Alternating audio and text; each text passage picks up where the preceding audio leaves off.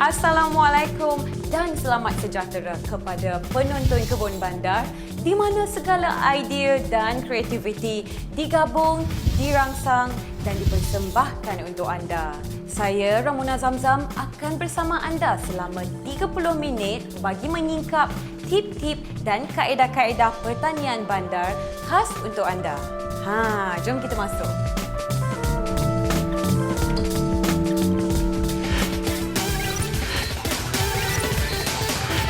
Ramona pasti ada di antara anda yang minat dalam bidang pertanian. Tetapi niat itu terbantut mungkin kerana anda tidak punyai ruang yang luas. Jangan khawatir. Itu sebab hari ini kami dari Rancangan Kebun Bandar berkunjung ke rumah Puan Ros. Puan Ros tinggal di rumah jenis apartmen dan hanya menggunakan balkoninya sahaja untuk ruang bercucuk tanam. Mari kita berkenalan dengan Puan Ros. Apa khabar Puan Ros? Baik. Okey tak? Okey. Ya, terima kasih kerana sudi menerima kedatangan kami ya. Tak masalah. Baik Puan Ros, Ramona nak tanya yang pertama sekali kalau Puan Ros boleh tak bercerita mengenai latar belakang laman tani Puan Ros? Sebelum ni saya berada di Aitam, Johor dan rumah sewa saya adalah rumah teres. Jadi ada banyak tanah untuk bercucuk tanam. Apabila di rumah apartmen ni dengan keluasan balkoni hanyalah 2x8 kaki, memikirkan jugalah kaedah yang sesuai untuk saya tanam pokok. Baik. Kemudiannya setelah berbincang dengan suami, kita mulakan dengan 2 pasu dulu, iaitu pokok kunyit dan juga pokok kari. Selepas beberapa bulan, kita tengok ada perkembangan yang positif pada pokok kita. Jadi kita cuba dengan pokok-pokok yang lain pula, iaitu pokok limau kasturi dan juga limau purut. Dan kita nampak sebenarnya bukan satu masalah lah untuk hanya tanam di balkoni ni. Terima kasih Puan Ros. Yang seterusnya Ramona nak tahu, bagaimanakah idea tu boleh tercetus atau orang kata ada tak apa-apa perkara utama yang mendorong Puan Ros untuk membina laman tani di rumah sendiri? Biasanya antara sebab lah kenapa saya bercucuk tanam di kawasan rumah ni walaupun rumah apartmen, satunya disebabkan oleh kebiasaan menanam pokok. Sebelum ni pun di rumah lama saya menanam pokok. Sebelum tu masa kecil-kecil pun di rumah orang tua, di rumah mak pun memang ada tanam pokok. Jadi orang kata tu dah jadi kebiasaan untuk kita kena ada pokok. Sebab kita nampak kemudahan di situ. Bila ada pokok, tak ada masalah. Sekat nak masak satu keluarga tu, bendanya dah ada depan mata. Cuma sekadar nak petik sahaja. Yang keduanya, sebenarnya itu adalah satu cabaran kepada saya. Saya sebagai seorang pegawai pertanian, biasanya orang akan cakap pegawai pertanian ni dia pandai suruh orang tanam pokok je. Tapi belum tentu lagi ada pokok kat rumah dia. Yang itu yang saya nak jadikan sebagai satu cabaran lah. Jadi saya nak buktikan kepada semua penonton-penonton dan juga kepada pelanggan Jabatan Pertanian sendiri yang saya pegawai pertanian ada menanam pokok di rumah. Jadi orang tak boleh katalah ya pegawai pertanian ni pandai cakap je. Yang seterusnya, Ramona nak tanya, apakah jenis-jenis tanaman yang ada di rumah Puan Ros? Konsep yang saya adakan di laman tani saya adalah berkonsepkan laman edible, iaitu 70% tanaman edible ataupun tanaman boleh dimakan dan 30% tanaman hiasan. Tanaman yang boleh dimakan iaitu 70% itu antaranya adalah pokok-pokok herba, pokok sayur daun dan pokok sayur buah. Kemudian 30% itu adalah tanaman hiasan. Pokok seperti pokok Clementine Cina, pokok bunga ros Jepun. Ada bunga ros Jepun. Untuk balkoni saya yang hanya seluas 2 kaki kali 8 kaki, pokok jenis buah-buahan saya kurang bercadanglah untuk ditanam. Ya. Baik. Dalam banyak-banyak tanaman Puan Ros dekat balkoni Puan Ros tu kan mesti ada satu atau dua tanaman kegemaran Puan Ros. Boleh tak ceritakan apa dan kenapa? Memang kalau ikutkan tanaman yang saya paling suka di laman tani saya sekarang ni adalah limau kasturi lah. Sebab satu masalah balkoni saya ni adalah berhadapan terus dengan matahari. Jadi sangat terik ke? Ya, saya pokok-pokok saya menerima terlalu banyak matahari. Oh, terlalu banyak pencahayaannya. Ya, terlalu banyak matahari, jadi tanah lebih cepat kering. Dan itu membuatkan pokok tu stres. Sebab dia jadi cepat kering lah ya, kena selalu siram. Satu, terlalu cepat siram lah. Ya. Tapi untuk pokok limau kasturi ni, saya perasan walaupun saya tak siram dia selama seminggu, pokok tu masih lagi okey, dalam keadaan yang baik. Ya. Dan benda tu menyebabkan dia stres dan dia selalu berbunga. Bila dia berbunga, dia akan berbuah. Mungkin ada sedikit permasalahan atau ada tak apa-apa cabaran yang Puan Ros lalui sambil mengendali laman tani ini? Masalah seperti yang saya sebutkan awal tadi, rumah saya, kedudukan rumah saya berhadapan dengan matahari. Matahari naik, matahari turun tu berhadapan. Baik. Jadi balkoni saya menerima cahaya yang lebih berbanding jika rumah saya berada di kedudukan belakang. Menyebabkan pokok saya cepat hilang kesegahan tu kerana air disejat dengan lebih banyaklah berbanding kalau kawasan tu terlindung sedikit daripada matahari. Ya. Apa yang saya buat, satu adalah saya banyak menggunakan pasu berkonsepkan self watering. Di mana pasu tu dia ada bekas simpanan air. Jadi saya dapat memperlahankanlah orang kata tu kadar sejatan tu kerana kita dah awal-awal lagi kita dah simpankan air untuk tanaman tu. Terima kasih banyak-banyak ya Puan Ros. Banyakkan informasi yang anda dapat daripada Puan Ros. Namun pasti anda semua nak tahu lebih banyak lagi. Tak ada masalah, boleh. Tetapi apa kata sebelum itu kita belajar dulu sesuatu dalam segmen DIY.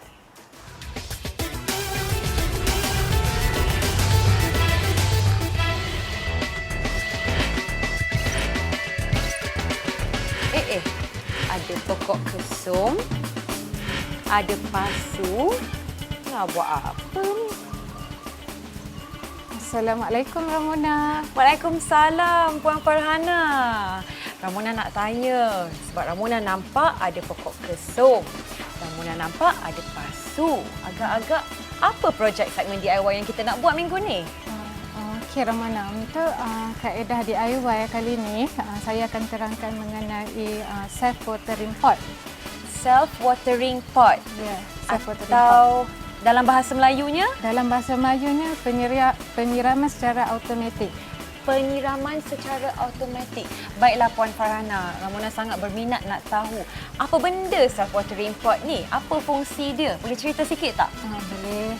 Okey, untuk self watering pot ni adalah satu kaedah penyiraman. Penyiraman secara automatik yang kita boleh gunakan. Ya. Berbanding dengan kaedah yang sebelum ni secara tradisional yang memerlukan kita buat penyiraman setiap hari. Betul. Okey, langkah pertama, Ya. kita ambil pipe PVC ni. Pipe PVC. Kita masukkan dalam lubang ni. Ya. Okey, masuk. Jadi buat satu lubang di bawah pasu yang ini, berlubang ni. Pasu berlubang. Kena pastikan betul-betul saiz pipe PVC ni. Ikut saiz pipe PVC ni lah. Baik, baik. Okey, lepas tu kita tinggalkan dia lebih kurang suku lah. Oh, jadi keluarkan. Tinggal dalam suku inci begini sahaja. Suku Baik. inci begini saja. Yap. Kemudian Okey, kemudian kita letak lekebor ni. ambil lekebor. Lekebor ni Ya. kita letakkan 1/3. Ya. Okey, ini saya tuangkan dalam ni je. Baik. Oh, banyak. Tuangkan macam ni. Terusnya? Okey, dan seterusnya kita masukkan tanah campuran ni. Ya. Okey, tanah campuran ni kita masukkan Dalam? dalam lebih kurang 1/3 pasu ni lah. Lebih kurang 1/3 pasu ni. 1/3 pasu. Baik. Gunting? Nak gunting? Okey, nak guntingnya dekat bawah dia. Oh. Yang ni saya tunjukkan cara macam mana nak masukkan pokok lah. Ya. Okey, kita gunting bawah ni sikit je. Gunting bawah sikit saja. Plastik ni nak buang ke? Plastik ni buanglah. Plastik Tapi buang. kita kena berhati-hati semasa Gunting. kita gunting ni. Sebab? Takut pokok tercedera nanti. Nanti akar dia akan mengganggu lah. Oh, ada efek rupanya. Okey, lepas tu Dah habis dah gunting. habis sikit Ke nak lagi. gunting sikit lagi tu? Gunting sikit lagi. Ya. Baik, dah habis. Okey. Kemudian, Kemudian nak saya tolong tak? Tak apa. Ini sikit. Okey. Kurang. Baik. Lepas tu, okey, kena hati-hati. Oh, maknanya plastik ni bahagian tepi ni boleh biar. Boleh Yang biar. bawah ni saja kita potong. Bawah saja kita potong. Lepas tu Oh. kita Tanamkan bagi tanam rapat. Sikit-sikit. Lepas tu kita angkat perlahan-lahan. Oh. Kaedah dia. Oh, jadi tanah yang itu bercampur dengan tanah ini. Lepas tu kita rapatkan dan padat-padatkan dia lah. Baik. Oh, jadi rapatkan macam tu. Kita masukkan air ni dalam 1.5 liter. 1.5 liter. Baik. Kemudian? Okey, kemudian kita letak angkat ni. Baik. Kita letakkan dalam ni. Angkat letak ke dalam. Dalam ni lah. Ya. Pasu yang tak berlubang ni, yang mengandungi air lah. Ya. Okey. Kemudian? Kemudian Itu dah selesai. Yang ini dah straw selesai. untuk? Straw ni sebagai indikator. Oh. Indikator untuk kita tengok kandungan air dalam pokok ni lah. Sama ada ia mencukupi untuk pokok ataupun tidak. Sama ada mencukupi untuk pokok atau tidak. Bila letak air nanti dia akan terapung macam tu. Macam ni. Okey, kita letak macam ni. Yang ini tak nak guna. Yang ni guna kita letak dekat sini je. Letak di hujung. Letak di hujung je. Lekatkan di hujung lekatkan di straw hujung supaya air tak masuk. supaya air tak masuk je. Baik. Kemudian? Okey, kemudian kita masukkan dalam ni. Ya. Okey, tanda cara untuk kita tengok air tu cukup ke tak untuk pokok. Ya. Okey, kita tekan kat sini. Kalau dia turun, maksudnya air tak ni lah. Ya. Air dah kering. Jadi kita perlu ada penambahan air lah. Baik. Okey, kalau kita tekan dan yang ni naik balik, straw ni naik balik, maksudnya air dah mencukupi. Ini dia self-watering pot kita yang telah pun siap disediakan oleh Puan Farhana. Puan Farhana, terima kasih sangat-sangat tahu sebab sudi beri tunjuk ajar pada kami. Sama-sama. Dan sebelum kita mengundur diri, macam biasa kita nak minta sedikit pesanan dari Puan Farhana. Ada tak? Ada satu je, jangan tinggal lama-lama ya, jangan lebih daripada seminggu. Dengar tak tu? Jangan lebih dari seminggu. Kalau lebih dari seminggu balik rumah nanti, aduh, habis dah layu semua pokok. Jumpa lagi.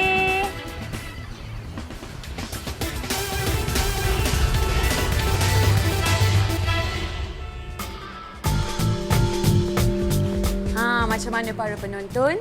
Ambil contoh dengan pokok kari ni. Kalau katakan anda nak masak di rumah, kalau kita beli di luar, kadang-kadang dalam paket tu ada lebih.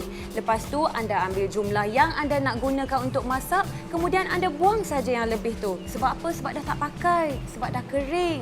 Tapi kalau anda menanam sendiri dekat rumah, anda dapat kurangkan pembaziran. Betul tak?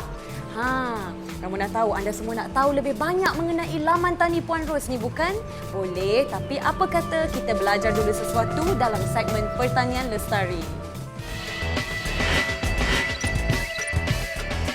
Terima kasih kerana masih setia bersama kami dalam rancangan Kebun Bandar dalam segmen Pertanian Lestari, di mana kaedah-kaedah pertanian bandar yang kreatif dan inovatif kami persembahkan untuk anda semua pelajari bersama. Nak tahu tak apa yang anda akan belajar hari ini? Hari ini kita akan belajar mengenai racun organik. Apakah itu racun organik? Ramona agak pasti ramai di luar sana yang tahu apakah maksud racun organik. Tetapi hari ini kita akan bersama tetamu kita iaitu Encik Fakrush akan menerangkan dan memberi tunjuk ajar lebih banyak mengenai racun organik. Yang pertama sekali Encik Fakrush. Okey. Ramona nak minta Encik Fakrush terangkan apakah maksud racun organik. Okey, terima kasih Mona. Ya. Okey, sebenarnya racun organik ni adalah satu bahan yang menggunakan bahan-bahan tanaman yang semula jadi. Ya. Sebagai contoh, Ya. bawang putih, Oh. cili padi Ya. dan aloe vera sebagai contoh. Ya. Okey, pada masa yang sama, racun organik ini sebenarnya apabila kita mendengar racun, kebanyakan orang akan menganggapkan Ya. boleh mematikan. Ya. Sedangkan bila racun organik sebenarnya tujuan utama kita nak menghalau serangga tersebut sebenarnya. Tetapi pada masa sama dia boleh menyakiti juga. serangga yang perosak yang terkena Ya. biopest repellent ataupun racun organik tadi. Saya lebih suka menggunakan biopest repellent sebenarnya sebabkan Kerana? kita nak menghalau repellent. Jadi ianya tidak membunuh. Dia tidak membunuh. Tapi pada masa yang sama sebenarnya Ya. dia boleh membunuh. Sebab ada sesetengah bahan yang kita guna mempunyai bahan aktif yang tersendiri di dalam tumbuhan tersebut Ya. yang boleh mengganggu sistem dalaman serangga tersebut. Yang pertama, Okey, kita nak buat apa? Kita ambil aloe vera terlebih dahulu. Ya. Kemudian nak potong kecil-kecil juga. Kita potong kecil-kecil. Kita ambil, kita nak buat ni dalam 5 liter. Oh, 5 liter banyak. 5 liter. Ya. Okey. 5 liter kita gunakan aloe vera ni sebanyak 30 gram. Okey. Dia dengan kulit sekali tak apa? Dengan kulit tak ada masalah. Sebab apa nanti kita akan tapis. Selepas satu malam kita tapis dulu. Sebab Tapi sempat ke dia nak cair aloe vera ni? kita akan blender. Oh, baik. Kita akan blend, Kita akan kita kisar. Ya. Patutlah. Bawang putih kita Nak potong ambil juga sebanyak 20 gram. Baik. Kita potong just untuk Nak senang hancur. senang hancur. Ya. Sebab bawang putih pun memang dah kecil kan? Ya, betul. Oh. Okay. Selepas bawang putih, dah selesai bawang Dan putih. seterusnya kita ambil cili api. Ya. Okay. Sebanyak lebih kurang 20 gram Ya. dalam 20 biji lah. Baik. Memang masuk sekali dengan dia punya Ya, tak ada masalah. Sebab kita akan tapis lepas tu. Semambu. daun semambu. Okey. Lupa dah. Aduh. Daun ni adalah daun nim yang mempunyai rasa pahit lah. Oh, ya, rasa pahit. Rasa pahit. Okay. Banyak digunakan, diamalkan. Dalam perubatan sendiri pun banyak guna. Ya, betul.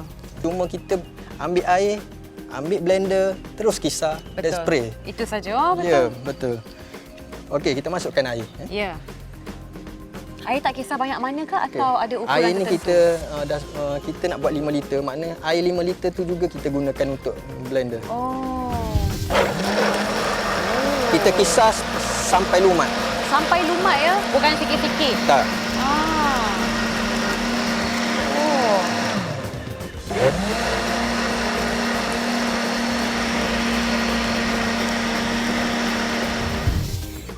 Nampak tak tuan-tuan dan puan-puan, ini adalah racun organik yang telah pun siap. Oh, macam ni rupanya kan.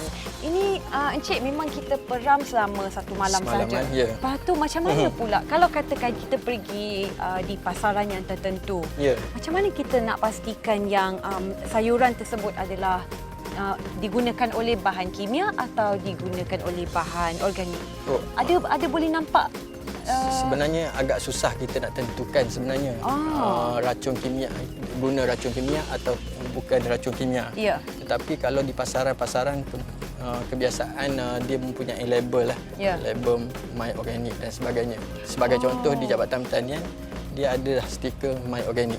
Oh, dia ada pelekat yang akan dilekatkan pada sayur tersebut? Ya, betul. Baik, jadi untuk anda yang mahu keluar membeli sayur-sayuran, tak kisahlah apa pun, kalau boleh cuba cari pelekat yang bertanda My Organic. Betul, Encik? Ya, cuma kalau di kedai-kedai biasa, kita hanya pilih dengan karakter yang saya nyatakan tadi lah. Jangan terlalu cantik, berkilat, jangan pilih sayur kerana cantik luaran saja. Isi dalaman kita belum tahu. Baik. Jadi kita pilih yang mungkinan ada lubang-lubang pada daun, Tak ada kisah. ulat sedikit bahagian buah dan sebagainya. Tak ada masalah sebenarnya. Dia tidak memudaratkan kita. Betul. Hanya kita membuang ulat-ulat dan basuh, kemudian kita boleh masak seperti biasa. Betul, kita basuh saja. Ya. Baik, yang seterusnya, ini yang terakhir sekali. Ya. Namun nak minta Encik Fakhrush berikan sedikit kata-kata pesanan kepada para penonton kita. Okey, pesanan saya lah untuk penonton-penonton yang mana yang sangat menggemari dalam bidang pertanian, terutama kepada suri-suri rumah, kepada agensi-agensi yang ingin bercucuk tanam di hadapan pejabat, di hadapan sekolah yang melibatkan komuniti, kita cuba amalkan racun organik ataupun biopest repellent kerana ia lebih selamat untuk kita dan juga alam sekitar. Ya. Terima kasih banyak-banyak ya Encik Fakhrush atas tunjuk ajar yang telah diberikan. Okey, sama.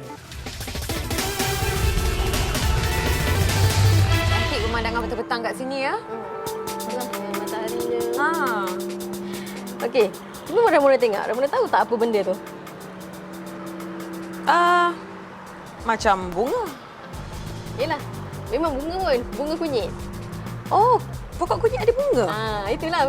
Ramai orang muda memang tak tahu. Tak tahu. Tapi memang pokok kunyit dia ada bunga. Oh. Biasanya bunga kunyit ni orang buat makan ulam lah. Oh, boleh makan Boleh sebagai makan. ulam. Ya. Kunyit ni Oh. bagus, khasiat dia banyak untuk buang angin lah.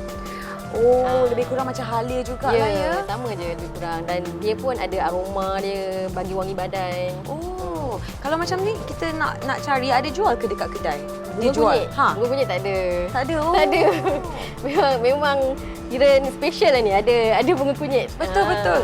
Oh, itulah untung bila kita sendiri yang tanam, bila keluar benda macam ni yang kita tak dapat di kedai ya. Puan Ros, Ramona nak tanya lagi ni. Apakah harapan Puan Ros terhadap laman tani Puan Ros dalam masa akan datang nanti? Harapan saya untuk masa akan datang, saya harap dapat memperbanyakkan lagi, mempelbagaikan lagi pokok-pokok tanaman di kawasan balkoni saya dan saya boleh mencuba beberapa kaedah yang lain lah seperti penanaman di dinding, penanaman sangkut ke.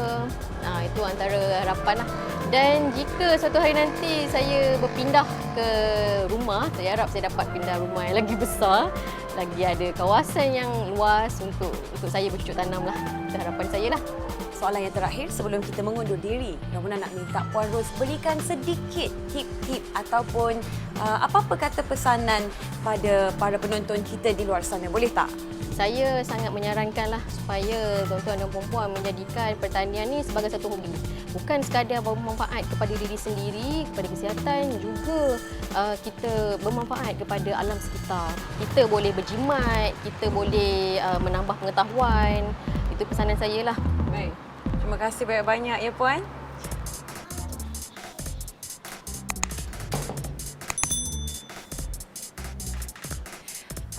Kita telah pun sampai ke penghujung rancangan. Inilah yang kami dari Kebun Bandar ingin tekankan kepada anda semua. Tak kisahlah di mana saja anda berada, sama ada kampung ataupun bandar, anda tetap dapat bercucuk tanam jikalau anda minat dan walaupun ruang yang ada agak sempit. Terima kasih banyak-banyak kerana sudi menonton rancangan Kebun Bandar. Ramona berharap kita dapat jumpa lagi pada masa akan datang.